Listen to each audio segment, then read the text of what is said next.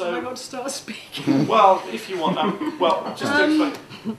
Well, just on the subject of Bob Godfrey, I mean, I knew Bob a bit, and when I was making my first films, I had a little space in his studio.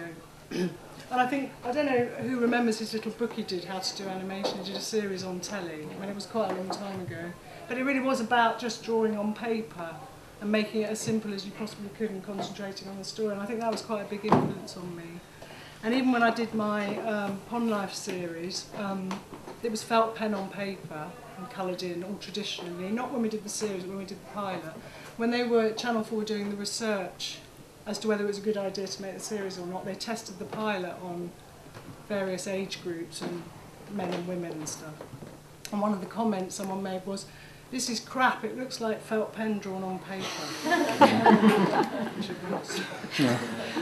So, yeah, I very much came from that school of, I mean, we made stuff on film, and you got a rostrum camera, and you kind of made it up. You did the sound, and then you just, you know, you couldn't have complicated backgrounds. So I think my style has continued from those early days of just doing what I could on paper, basically. So maybe doing a bit of spot colour, not having any complicated backgrounds. And Bob always said that if a door slams, you don't need the door anymore, so you don't have to keep tracing it. So, you know, it's just concentrating on the story. So I think that is what I've always tried to do.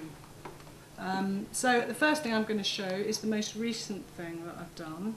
And you'll be very relieved to hear that they're all 5 to 7 seconds long, and there's only 5.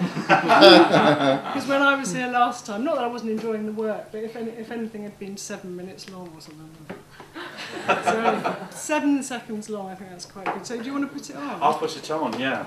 These are some little things that I did for a breakthrough breast cancer, target breast cancer, just on a little tiny budget. Yeah, I think this t-shirt sounds like Captain, you don't need to film the films. Oh, all right. That was pretty smooth, I wasn't haven't really got it? anything to say about those, really. Oh, okay. Where were they shown? On you know, screens on the tube and stuff. That's why they did the ones with the writing. Oh, right, They okay. weren't on telly. I think they were on the internet. Right, right. I don't really know. Now, I recognised both those voices, and there was a figure standing on the right some of the time. Do you want to say anything about the actress of that character? You mean me? Yeah. Yeah, it was me. And the other one was Sarah, who I went to college with, who has been doing my voices since we were at college. And is she now Nanny Elf in Ben and Holly's Magic Kingdom? I think so, I don't know. Yeah. And she's in Peppa Pig as well. Yeah. She owes her career all to me, though. Yeah. It's partly laziness, and also I think that I've always had a bit of a thing about, I don't want to use famous people to do voices. I want to use people that I think have got the right voices, and I want it to be quite natural. I don't like silly voices for animation, because I think if you do something quite simple like I do, then to have quite a realistic voices is quite funny. Yeah, yeah. And also because I'm trying to tell sort of observational, truthful stories. Yeah. And this is the point in having silly voices. And also I don't see the point in employing people just to have a famous name, which is not that difficult to do if you're doing something for the telly. Yeah. You know, you can get, I don't know, I can't think of anybody, Dave Lamb from Come Down With Me or something. So I've always used friends and family. I mean, not everyone can do it, but just, I mean, Sarah was always brilliant at doing sort of natural, Yeah. But speedy, you know. something that really singles your work out for me is your ear for dialogue and monologue and how people interact and so on, almost like a playwright's ear. It makes me think a little bit of Alan Bennett, particularly as you did a film about a bag lady. I did.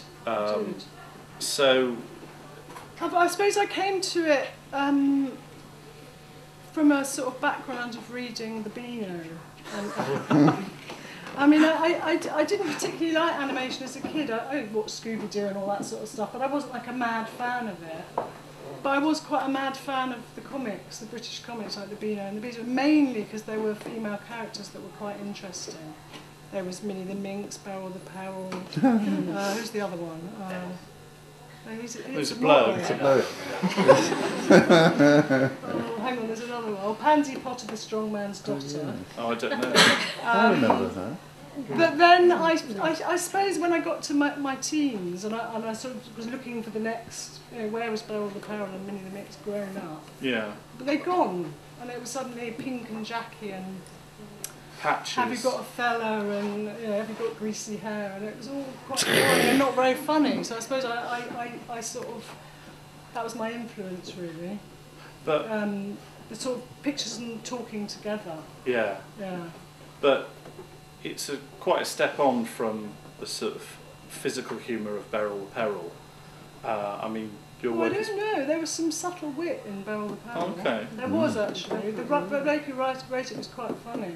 Oh, okay. Yeah, her relationship with her dad was actually quite funny. I'm afraid this Wasn't isn't all my physical. Anyway, blah blah blah. I mean, I suppose I just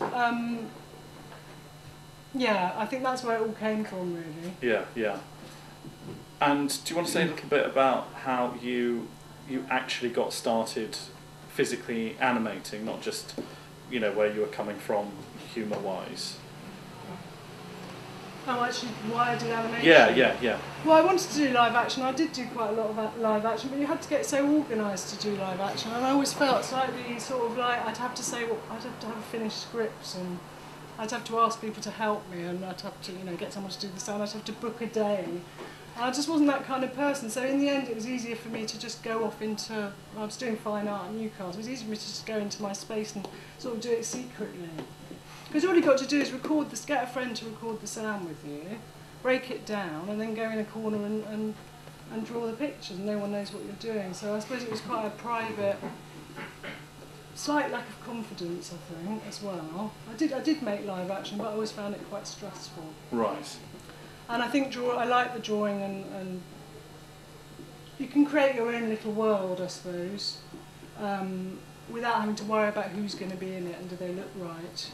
It's just the voices. Yeah. And then there's a sort of universality about drawings. But you're still simple drawings that aren't particular people. They're like they're every man or every woman in a way. You're still engaging with actors when you record the sound, though. Yeah. That's true, yeah. So you're still, engaging with the outside world. It's not a completely solo thing.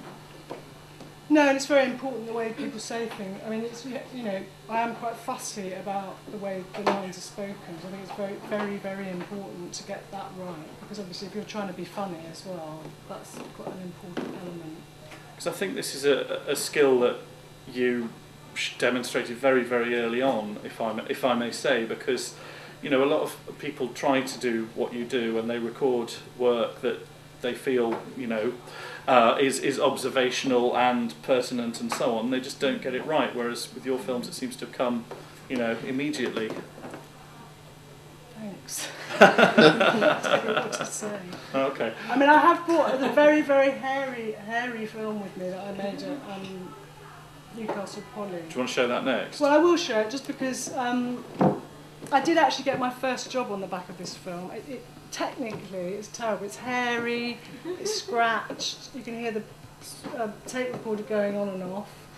But it's quite a good story. And when I left college and I was showing my show reel around, it was in the early days of Channel 4 again, where there wasn't just lots of animation funding. There was also funding for all sorts of interesting, wacky, public interest programmes, and they were always trying to do this thing of a current affairs programme for women, and they were usually awful. I shouldn't say that, but they commissioned me to make my first film. I was just out of college, based on this film you're about to see. And they actually said, "Oh, can we show it?"